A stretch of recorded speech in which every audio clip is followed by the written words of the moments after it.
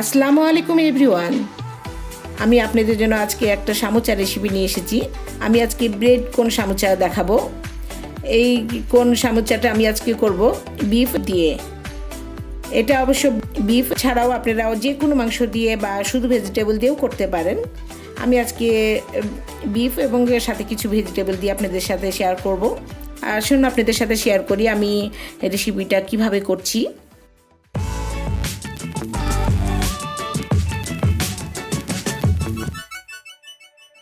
আমি এখানে গরুর মাংসের কিমা নিয়েছি। আপনারা যে পরিমাণ করবেন সেই পরিমাণ মতো নিয়ে নেবেন। আমি এখানে 250 গ্রাম কিমা নিয়েছি। আমি কিমাটাকে খুব ভালো মিহি করে নিয়েছি এবং এই কিমাটাকে এখন ম্যারিনেট করব। আমি ম্যারিনেট করার জন্য 2 চা চামচ আমি আদা রসুনের পেস্ট দিয়ে দিলাম, আর 1 চামচ আমি মরিচের গুঁড়া এবং হাফ চা চামচ আমি হলুদের গুঁড়া দিয়ে দিলাম, আর স্বাদ মতো লবণটা আপনারা স্বাদ অনুযায়ী লবণটা অ্যাড করবেন। আর কিছু আমি এখানে গরম মশলা দিব, সেটা দেখেন আমি কিছু আস্ত গরম মশলা নিয়ে নিয়েছি। এখানে আমার 1 টেবিল চামচ আমি ধনে, হাফ টেবিল চামচ আমি জিরা, একটু অল্প কিছু 2 টুকরা দারচিনি, এলাচি, লবঙ্গ এবং একটু স্টার মশলা একসাথে আমি গুঁড়ো করে নিয়েছি, একটু তেলে গুঁড়ো করে নিয়েছি এবং মশলাটা আমি পুরোটাই দিয়ে দিলাম। এবার আমি খুব ভালোভাবে এটা মেখে নিয়ে আমি এটা ম্যারিনেট করব। ঘন্টাখানেক ম্যারিনেট করলেই চলবে, কারণ কিমাটা খুব মিহি করেই করা আছে। এবার 1 ঘন্টা আমি অপেক্ষা করছি এবং আমি যে 1 ঘন্টা পরে চলে আসলাম রান্নায়। আমি ফ্রাই প্যানটা বসিয়ে দিয়েছি এবং 2 টেবিল চামচ আমি এখানে কুকিং অয়েল দিয়ে দিলাম এবং তেলটা গরম হতেই আমি এখন কিমাগুলো দিয়ে দিব। আমি প্রথমে কিমাটাকে একটু তেলের উপর একটু ভেজে নিব এবং কিছুটা পানি দিয়ে আমি সিদ্ধ করে নিব, তারপরে অন্যান্য কিছু অ্যাড করব। আর এই বুটটা আপনারা যত টেস্টি করবেন ততই মানে সামোচাটা স্বাদটা বেড়ে যাবে। আমি এখানে হাফ চা চামচের একটু কম কাবাব মশলা এবং হাফ চা চামচ আমি এখানে ব্ল্যাক পেপার, কালো গোলমরিচের গুঁড়াটা দিয়ে দিয়েছি এবং খুব ভালোভাবে আমি এটা কষিয়ে নিয়ে একটু পানি দিব, কারণ এটা যেহেতু গরুর মাংসের কিমা একটু সিদ্ধ হতে সময় লাগতে পারে, তাই আমি খুব বেশি না, সামান্য কিছু পানি দিয়ে আমি একটু ঢেকে কিমাটাকে একটু সিদ্ধ করে নেব। পানিটা শুকিয়ে আসলেই আমি এখন কিমাটাকে, যে পানিটা দেখেন টেনে গেছে, আমার কিমাটা মোটামুটি ভালোভাবেই সিদ্ধ হয়ে গেছে। এবার আর একটু আমি নাড়াচাড়া করে একটু ভাজা ভাজা করে নেব। এবারে আমি এখানে একটু মোটা করেই পেঁয়াজগুলো কেটেছি, আর পেঁয়াজগুলো এই পর্যায়ে অ্যাড করছি এই জন্য যাতে পেঁয়াজগুলো আমার কোনো একদম গলে না যায়, একটু ক্রাঞ্চি থাকে সেই জন্য। এবং আমি 2 টেবিল চামচ কাঁচা মরিচ কুচি দিয়ে দিলাম, তবে মরিচ এবং লবণটা আপনাদের স্বাদ মতো দিবেন, যেরকম ঝাল খান সেরকম দিবেন। আমি এখানে 2 টেবিল চামচ দিয়েছি বলে আপনি 2 টেবিল চামচই দিবেন না, আপনাদের পছন্দ মতো স্বাদ মতো দিবেন। এবং আমি 2 টেবিল চামচ এখানে আমি গাজর কুচি দিয়ে দিয়েছি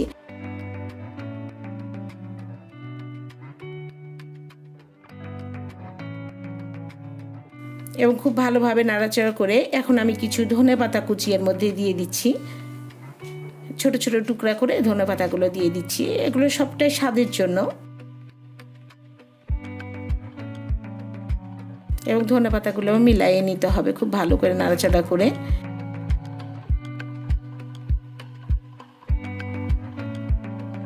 আর একটু কাঁচামরিচ আমি এখানে অ্যাড করলাম, কারণ মনে হলো একটু ঝালটা কম লাগছে। পুরটা একটু ঝাল ঝাল হলে খুব ভালো লাগে, যেহেতু আমি এখানে ব্রেড দিয়ে করবো, ব্রেডটা একটু মিষ্টি। এখানে আমি 2 টেবিল চামচ আমি টমেটো সস বা টমেটো কেচাপ আপনারা দিয়ে দিবেন।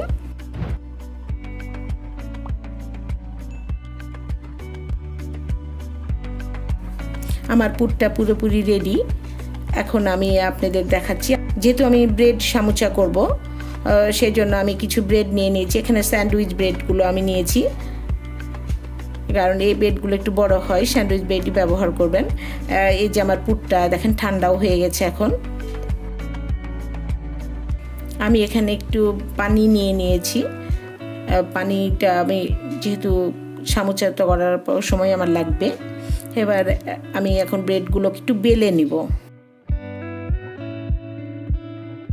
এই পাউরুটির টুকরাগুলোকে একদম ফ্ল্যাট করে খুব সুন্দরভাবে বেলে নিয়ে একদম চ্যাপটা করে নিতে হবে, যাতে আমার এটাতে ভালোভাবে মোড়ানোর কাজে ব্যবহার হয়, এর ভেতর যাতে কোনো বাতাস না থাকে। এবার বেলে নেওয়ার পরে কোনগুলো সাইডে যে ব্রাউন অংশগুলো আছে সেগুলো আমি কেটে বাদ দিব, কারণ আগে যদি বাদ দিতাম তাহলে অসমান হতো। এই জন্য সমান থাকার জন্য আগে বেলে নিয়ে পরে বাদ দিবেন ব্রাউন অংশগুলো। এবং চতুর্দিকে আমি দেখেন পানিটা লাগিয়ে নিচ্ছি, এবং মাঝেও আমি একটু পানি দিয়ে দিব যাতে ব্রেডটা একটু সফট হয়ে যায় সেজন্য, এবং কোনগুলো করতে আমার সুবিধা হয়। আমি দেখেন কোনাকুনিভাবে এক কোনা নিয়ে আসলাম এবং আবারও একটু পানি লাগিয়ে দিয়ে অপর কোনাটা লাগিয়ে দিব। এইভাবে আপনারা কোনগুলো তৈরি করে নেবেন। দেখেন হাত দিয়ে চেপে চেপে এখন বসিয়ে দিলেই লেগে যাবে, খুব ভালোভাবে সিল হয়ে যাবে। দেখেন এখন আমার ভিতরে দেখেন একেবারে আইসক্রিমের কোণের মতো ভিতরে জায়গা আছে যথেষ্ট, এবং খুব ভালোভাবে কোণগুলো তৈরি হয়েছে। এরকম করে আপনারা এই কোণগুলো তৈরি করে নেবেন। এবার যে পুরটা ছিল আমি পুরটা এখন ভেতরে চেপে চেপে একটু দেবেন যাতে নিচ পর্যন্ত যায়, এই জন্য পুরটাকে চেপে চেপে দিবেন, তবে একবারে ভরে দিবেন না, কারণ এখানে মুখটা আমার মোড়াতে হবে, জায়গাটা যেন খালি থাকে। আর ওপরে আবার যেহেতু আমি মুখটা লাগিয়ে দিব তাই পানি আবার দিয়ে দিলাম সিল করার জন্য, দিয়ে দুই পাশ থেকে চেপে আমি লাগিয়ে দিলাম। দেখেন আমার এই যে তৈরি হয়ে গেছে একটা কোণ। এইভাবেই আমি সবগুলো কোণ বেলে তারপর এভাবে তৈরি করে নেব।